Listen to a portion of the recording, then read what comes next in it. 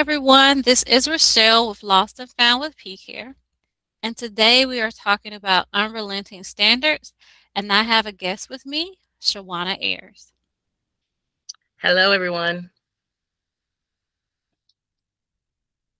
All right. So again, you guys, thank you for tuning in to Summer of Schemas with Lost and Found. And today's episode, we will discuss the unrelenting standard schema. And you know we always have to do a little activity, so we'll tell you about that later.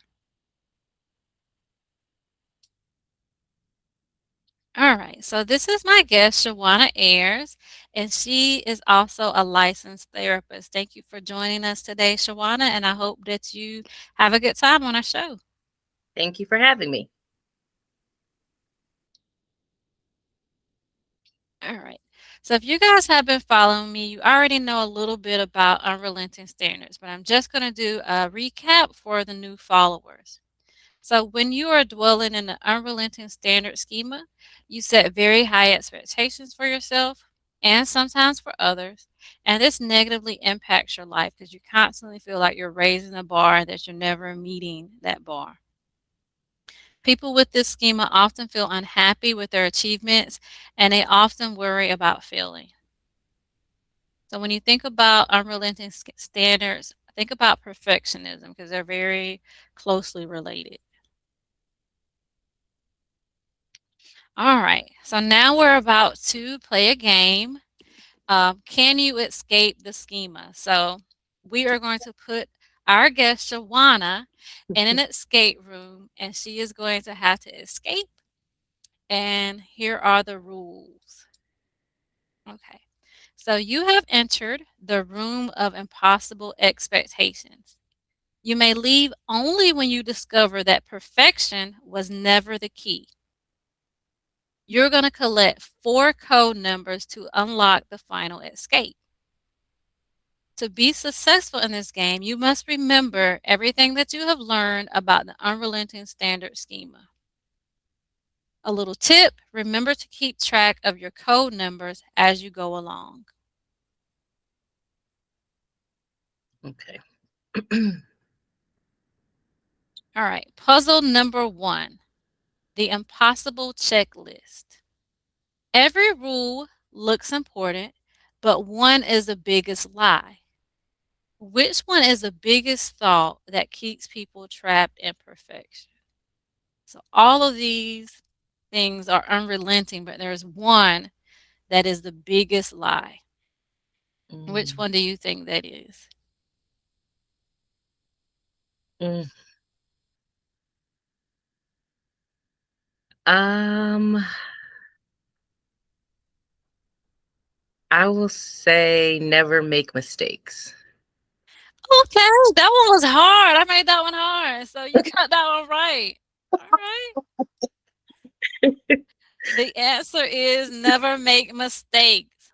And so your code number 1 is an 8. So you want to Okay. write that down. Okay. All right, you already starting off hot. All right, let's move on. All right. The missing piece, puzzle number 2. You have spent your whole life searching for the missing piece. Maybe finding it will give you relief. So you just tell me which missing piece you see and which one you want me to click on. The missing piece. Mm.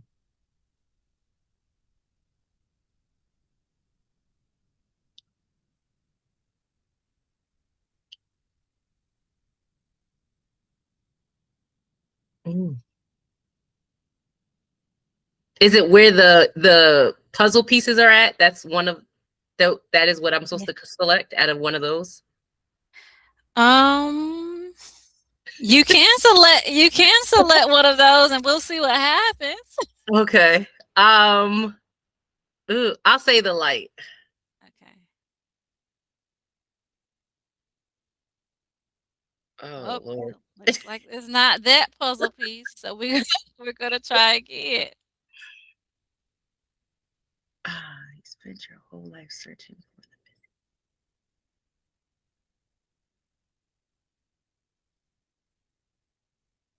time, the clock. I'm gonna say no.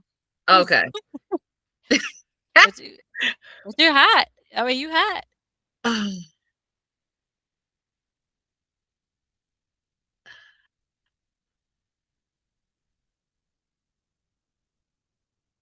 Lord have mercy. Um, the world. You are hot. Jesus. This one's Um, hard because it's like so. yeah, because I don't know if I'm supposed to be choosing one of the puzzle pieces or one of the random things in the room. Um, All right, so I'll give you. I guess this is where I come in and kind of give a little hint because that is okay. I was being intentionally sneaky. So the riddle, you spent your whole life searching for the missing piece. So when somebody has an unrelenting standard, they never feel like they can be complete. They never feel like they can rest or be finished. Right. So their missing piece would just to be able to, find that thing within themselves that say, okay, this is enough. This is enough for me. So what in this room would Is enough. symbolize this is enough. I can be finished. Is it the mirror? Nope. Lord have mercy.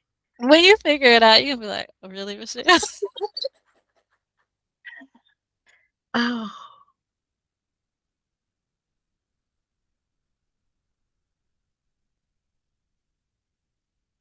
I'm hot with the clock in the Yeah, world. because it's near it. The books? Oh my No. god, you will be scorching because it's like right there. Remember, I can be finished. I can be complete.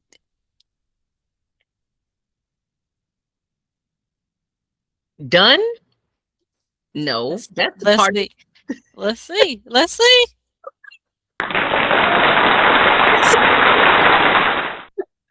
Okay. The button done. The reason why the button done is like if you, for example, if you are just let's take in our profession. We're always encouraged, get more credentials, get more education, get more Yeah. certifications, and the bar is constantly being raised for you to do more, do more, do more, do more. And you finally have to reach a place within yourself like, no, I'm good enough. I'm done. I'm complete. Yeah. And so that's what the button done was supposed to symbolize. I'm not even gonna tell you that. I thought the done button was I'm done with this page on to the next. I'm intentionally trying to be sneaky with that one. I'm not gonna lie. That's why I was like, that's not part of it. Okay. But yep, that makes sense. All right. So code number two is the number two.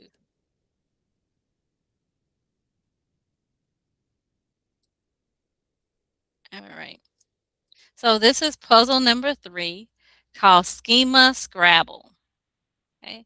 So on this page, you're to drag and drop the letters of your answer into the provided spaces.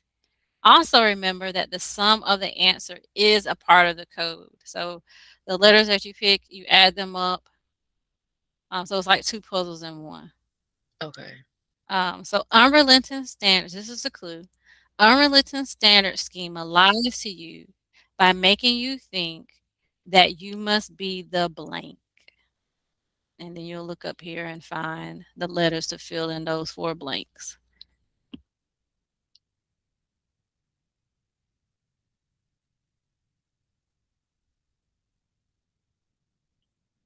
B, Okay.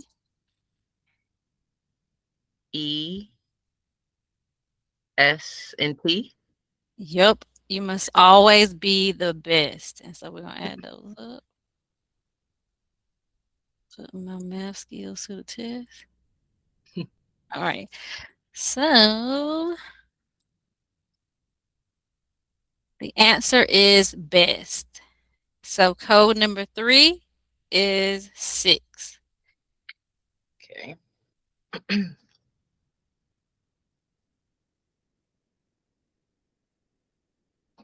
Oh, we got through this quickly. This is the last clue.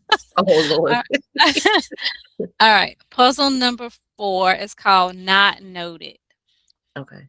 Okay, so the riddle is holding on to this word will fill you with doubt. Choose a word to throw away, and you will find your way out. So, which one of the words kind of keeps people trapped, keeps them? Perfection. Yep.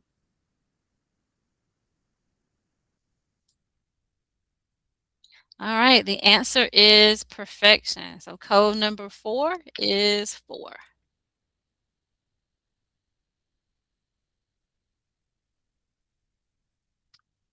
All right, so what was your escape code? 8264. All right, congratulations. You have escaped the schema. You got out of that room very quickly. I had you stumped. I should have let you wait in that other room a little bit longer. I because I was struggling in that one. All right. So, what are some of your reflections of this schema? Like, as a therapist, do you see this schema show up like when people come to therapy?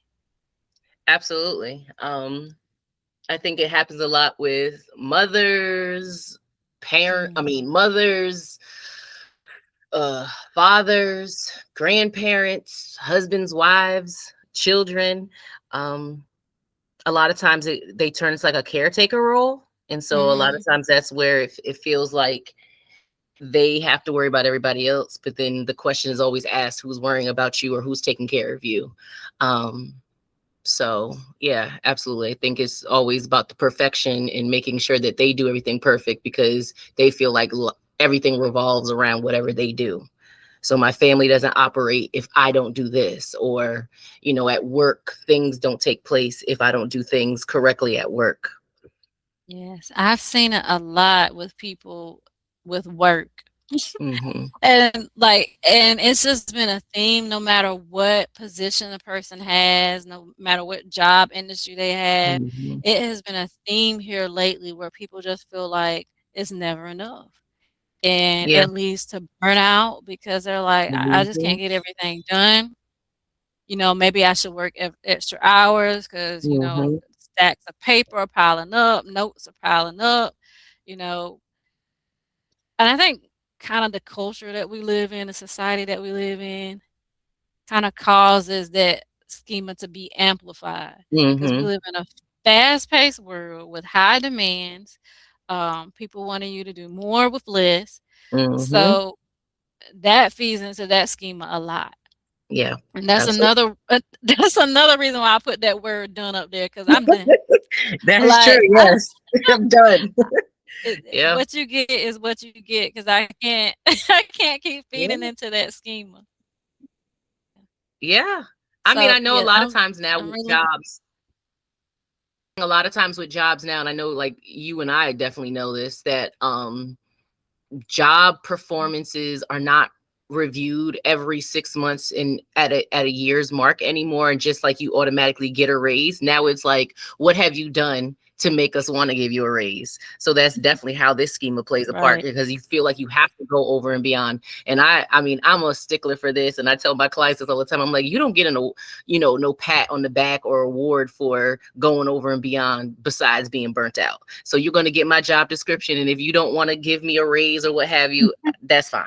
But if it doesn't say that on my job description, I'm not doing it. I'm not going over and beyond. Nobody cares about, oh, let's talk about you in this week's newsletter, or at a meeting, and just everybody applaud because you're really not benefiting from it. And the fact that you got to kind of sell yourself like you're trying to sell a car or a house to say, oh, well, I deserve a raise because blah blah blah. It's crazy to me. Back in the day, it used to just be like, okay, you've been here for a year, you got good standing, here's a bump in your pay. So it definitely makes Mm. you feel like nothing is enough. Even and and there is really no guarantee if you sit there and tell these people all about your accolades and all the things that you do, they still got to review it and make a decision. Exactly. And then I feel like is the standard is unrelenting because everybody's definition of enough is different. Yep. Like, Mhm. who is the one that is sitting up there judging what's enough? Right. Because Right. if you're paying me for a certain amount of hours, who's the judge of what's enough, in those hours? Like, what do Right. you what do you want me doing within those hours? Like, not getting a lunch break, like not Right. walking outside, being glued to my Mhm. chair. What is Right. enough? Right. So true. One of the things I wanted people to gain from this specifically is that, there are a lot of harmful effects of dwelling in the schema. And self-disclosure, I personally experienced it because I was one of those people who wanted, who was a perfectionist. Like, especially Mhm. in school, I was a perfectionist. Uh, Mhm.